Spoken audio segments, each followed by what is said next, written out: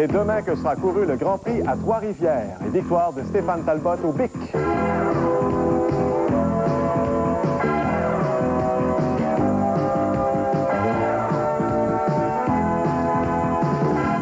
Bonsoir François. Bonsoir Sophie. Bien malin qui peut dire qu'il va l'emporter ce soir. Oui, c'était très serré entre les Expos et les Phillies de Philadelphie. Il faut dire que les Expos semblaient s'acheminer vers une victoire, mais la toute dernière minute, ça a changé. C'est Butch Henry qui avait pour mandat de maîtriser les Phillies ce soir à Philadelphie. Une bataille de gaucher puisque son rival était nul autre que Fernando Valenzuela.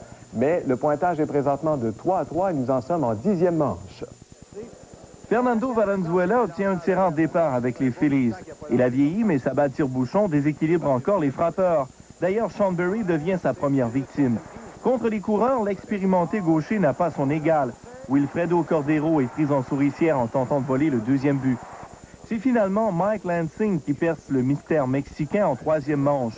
Il frappe son 5e circuit de la saison, son premier depuis le 2 juillet, et c'est 1-0 pour les Expos. Les Phillies ne tardent pas à niveler le pointage. Avec des coureurs au premier et au troisième, Billy Hatcher frappe un haut ballon. Du troisième, Kevin Stocker se rend facilement au marbre. Sean Berry amorce la 4e manche avec un solide double le long de la ligne du troisième. C'est finalement Lenny Webster qui déloge Berry du deuxième avec un simple au centre du terrain. Un 23e point produit pour le receveur des Expos. Sean Berry n'est pas impressionné par la réputation de Valenzuela. En 6e, il frappe son 11e circuit de la saison. C'est 3-1 pour Montréal. Au baseball, c'est connu, l'arbitre a toujours raison. Mais disons que les reprises vidéo devraient être permises. Alou serait sauf et ça éviterait des discussions houleuses. En 8e, les Expos tentent d'ajouter à leur avance avec un frappé court. Webster font l'air et Alou est retiré en tentative de vol au 3e. Les Phillies qui mettent fin à la manche. C'est 3-1 en 9e et avec un coureur au premier, John Kruk fait son apparition au bâton. D'un seul élan, il expédie le lancer de Wetland par-dessus la clôture. C'est un nouveau match. Et voilà pourquoi nous en sommes donc là. C'est 3-3 entre Montréal et Philadelphie. Soulignons quand même des circuits Lansing, Berry et Kruk dans cette rencontre.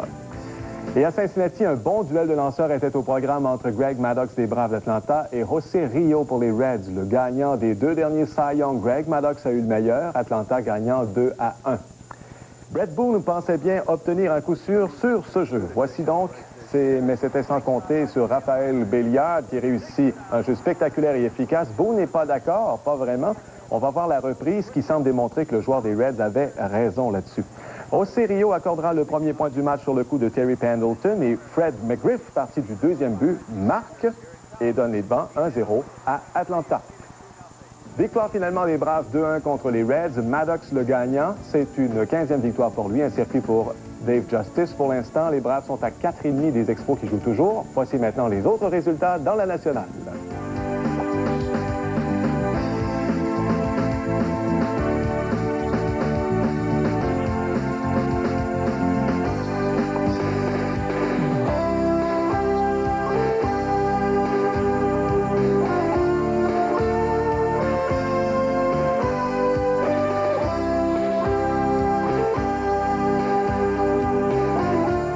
Et dans le premier match d'un double cet après-midi à Boston, les Red Sox, menés à l'attaque par John Valentin qui a frappé 5-5, ont défait les Indians de Cleveland 8-4.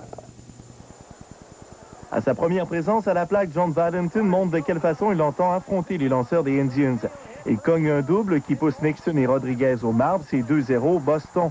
En deuxième, Valentin frappe de nouveau dans la gauche à quelques centimètres seulement d'un circuit. Otis Nixon vient marquer et les Red Sox mènent 4-0. En cinquième, Eddie Murray produit ses 74e et 75e points produits de la saison avec ce simple.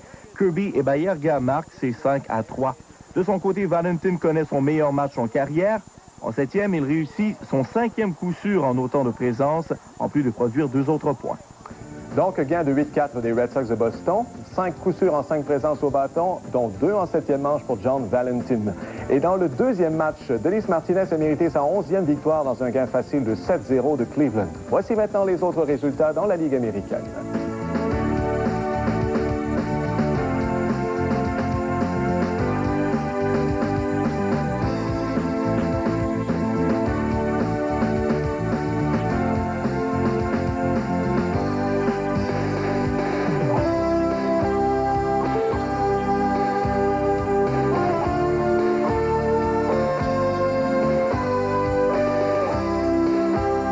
Et alors qu'il est plus que probable qu'il y aura déclenchement d'une grève dans le monde du baseball majeur dès jeudi soir minuit, il serait bon de chercher à comprendre pourquoi nous en sommes rendus à ce point critique. Les amateurs ont tendance à blâmer les joueurs qui sont grassement payés, mais dans cette histoire, les propriétaires sont loin d'être blancs comme neige. Assez court et c'est eux qui déclarent la grève. On ne peut pas nous blâmer pour tout là, en tant que propriétaire. C'est quand même pas nous qui déclarons cette grève.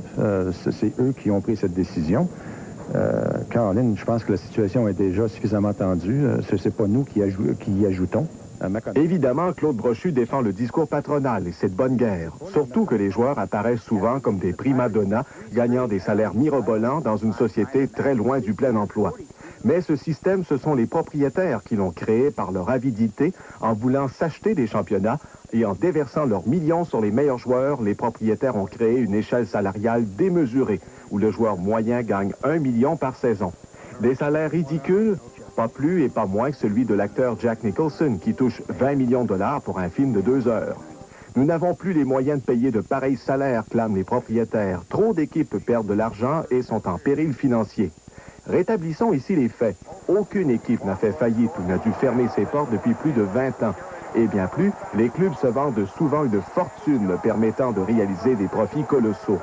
Les Orioles de Baltimore, achetés 70 millions en 1989, ont été revendus moins de 4 ans plus tard, 173 millions de dollars. Et on disait de cette équipe qu'elle était en péril. Les Expos achetés par le clan Brochu 100 millions pourraient se vendre plus de 160 millions de dollars à un groupe américain prêt à déménager le club au pays de l'oncle Sam. Jamais non plus les propriétaires ont été suffisamment disciplinés pour stopper la constante hausse des salaires. Et l'association des joueurs compte d'ailleurs sur le fait que la solidarité patronale va sans doute s'effriter à nouveau après quelques jours de conflit. Peut-on en effet croire que Ted Turner d'Atlanta ou George Steinbrenner de New York seront longtemps solidaires des équipes de petits marchés comme Montréal ou Milwaukee? Les joueurs en doutent, même si... Ça n'a pas changé. Je suis complètement en appui et la proposition qu'on a faite aux syndicats et aux joueurs, il y a déjà 1 mois, 6 semaines ou 2 mois, là, reste ferme. Je considère que c'est une proposition... Voilà, changeons de discipline. Même sans participer au Grand Prix de Trois-Rivières, Jacques Villeneuve n'en a pas moins retenu l'attention aujourd'hui, jour de qualification pour l'épreuve de demain. Jacques Villeneuve Jr. était un visiteur très attendu aujourd'hui à Trois-Rivières. À défaut d'être sur la piste, il a été particulièrement mordant dans ses paroles lorsqu'il a été appelé à commenter les propos émis récemment par Jacques l'oncle, disant de lui qu'il ne conduisait pas comme un Villeneuve. Parce que quand quelqu'un de la famille dit quelque chose qui est supposé sortir négativement, c'est sûr que ça fait jamais plaisir. Mais bon, je vois pas pourquoi je devrais être comme eux ou les imiter. Ma carrière se passe bien. Et je vois pas pourquoi je devrais l'imiter lui, vu de la manière à laquelle sa carrière est tombée en fumée. Quant à Jacques Senior, il semblait davantage préoccupé par le comportement de sa voiture. Il a réalisé le 5e meilleur temps de la séance de qualification du matin, qui a été dominée par l'Ontarien David Embringham. Il semblait aller mieux au-dessus des bosses, de toute façon, ça semblait un petit brin mieux. Alors, pas parfait, c'est pas une Cadillac encore comme on va le dire. Patrick Carpentier, quant à lui, a enregistré le 6e meilleur temps. Sa monoplace semblait se comporter un peu mieux qu'hier. C'était pas mal mieux, mais j'ai encore de la difficulté à m'enlever dans la tête la conduite de l'Indy Light, parce que c'est complètement différent. Mais ça a été mieux un matin, mais j'ai fait seulement 7 tours, je crois. Puis on a eu de la difficulté avec une des courroies du moteur. Dans les autres qualifications, Bruno Bianchi a consolidé sa pole position en Formule 1600. En Trans-Am, ce fut l'affaire du Californien Tom Kendall, l'Ontarien Ron Fellows, n'ayant pu faire mieux qu'une 3e place. En fin de course, c'était également à l'horaire aujourd'hui. En World Challenge, Mauro Baldi de Monte-Carlo a été le premier à se pointer au fil d'arrivée, suivi du vétéran Elliott Forbes Robinson. En Enduro Série Michelin, la victoire est finalement allée au duo ontarien Wildon Wilkins qui a devancé le Québécois Stéphane Veilleux. Serge Allary, TVA, Trois-Rivières. Et Jacques Villeneuve-Fils, donc, ne sera pas de la course en Formule Atlantique, c'est connu, demain, en raison de l'accident qu'il a subi la semaine dernière en Formule Indy. Mais le jeune Villeneuve vivra une première expérience en devenant l'analyste de TVA Sport, qui diffusera en direct le Grand Prix à compter de 15h30. Oui, malheureusement, je ne pourrais pas m'amuser avec les autres pilotes et ça risque d'être assez difficile de les voir tourner.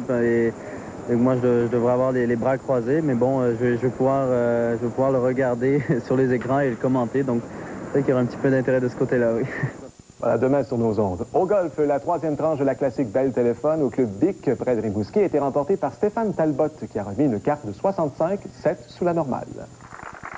Stéphane Talbot, qui a réussi le birdie sur 3 de ses 4 premiers trous, a joué 65 aujourd'hui pour terminer les 2 rondes de cette tranche comptant pour le championnat du circuit de golf professionnel québécois avec un cumulatif de 134, 10 coups sur la normale. Jean-Louis Lamarre et l'Ontarien Bob Flairrow ont pris le 2e rang à 3 coups du vainqueur. 3 golfeurs suivent à 4 coups de la tête, soit Marc Giroir, le vainqueur des 2 premières tranches, ainsi que Rémi Bouchard et Daniel Talbot. La victoire a valu à Stéphane Talbot la jolie somme de 4 000 $. La 4e des 5 tranches de la classique Bell Téléphone sera disputée au club Godefroy, près de Trois-Rivières, du 23 au 25 août. Par ailleurs, à Grand-Blanc, au Michigan, la 2e ronde de l'Omnium Buick a été l'affaire aujourd'hui de Corey Pavin. Après un beau coup d'approche au 18e trou, Pavin a remis une carte de 65, 7 coups sur la normale. Il totalise, après 2 rondes, 131 coups et se classe premier à moins 13. Mais même s'il a 4 coups d'avance sur son plus proche rival, Fred Funk, Pavin n'a pas attiré l'attention autant que son copain Paul Azinger. Participant à son premier tournoi après avoir soigné un cancer, Azinger a joué 70 pour un total de 146, ce qui ne lui a pas permis de se qualifier. Duffy Waldorf se retrouve au 3e rang sur un pied d'égalité avec Davis Love. Les deux sont à moins 8. Mais le coup de la journée appartient à David Peoples, qui a surpris tout le monde avec un coup précis au 17e trou, un long roulé qui tombe dans la coupe. À moins qu'il appartienne à Fred Couples, qui au 15e trou a effectué un long roulé pour inscrire un birdie. Couples partage la 5e position avec 3 golfeurs à 5 coups du meneur. Les 2 dernières rondes auront lieu demain. D'autre part, au Jeu de l'amitié à Saint-Pétersbourg, en Russie, la Française Surya Bonali a gagné la médaille d'or en patinage artistique. Bonali a terminé 2e dans le programme libre, mais ce fut suffisant pour se classer première après une belle performance dans l'élément technique vendredi. Et voilà, et puis, puisqu'on parlait des expos, il joue toujours actuellement en 11e manche. Il mène 4-3. On va voir le jeu qui leur a donné les devants. Voici donc ce jeu-là. C'est Will Cordero qui est au 3e à la suite d'une erreur et d'un coup retenu sacrifice de Webster. Fraser fonce là-dessus. Fraser a frappé, c'est Cordero, qui a marqué. Et c'est donc 4-3 en 11e. Le match n'est pas terminé pour l'instant. Et journée mouvementée aujourd'hui autour de l'Abitibi avec la présentation de 2 épreuves. Sylvain Roy de l'équipe canadienne a perdu son maillot brun qu'il a endossé en matinée lors du contre-la-montre individuel en chutant à 3 km de l'arrivée de la 7e étape. C'est le Québécois Sébastien Morissette qui a remporté cette étape de 100 km entre Amos et Lassar. Au classement général, Guillaume Belzile s'est emparé du maillot brun du leader à la veille de la 8e et dernière étape, une course sur route de 73 km. Et puis, on peut peut-être donner un résultat en terminant. Défaite des Roadrunners, 9-4 contre les Tritons de Tampa Bay. C'est au roller hockey. Réal Godin a marqué 2 buts dans la défaite de l'équipe d'Yvan Cournoyer. Alors voilà, Sophie, on peut rappeler donc que c'est 4-3 pour l'instant en 11e manche pour les Expos contre les Phillies. Excellent. Merci beaucoup, François. Merci. À demain. À demain. Ben voilà, merci beaucoup de votre attention. Mesdames, Messieurs, bonne nuit. Couvrez-vous bien. Ça va être froid, surtout dans certaines régions. Bonne nuit, on se retrouve demain, 18h. Au revoir.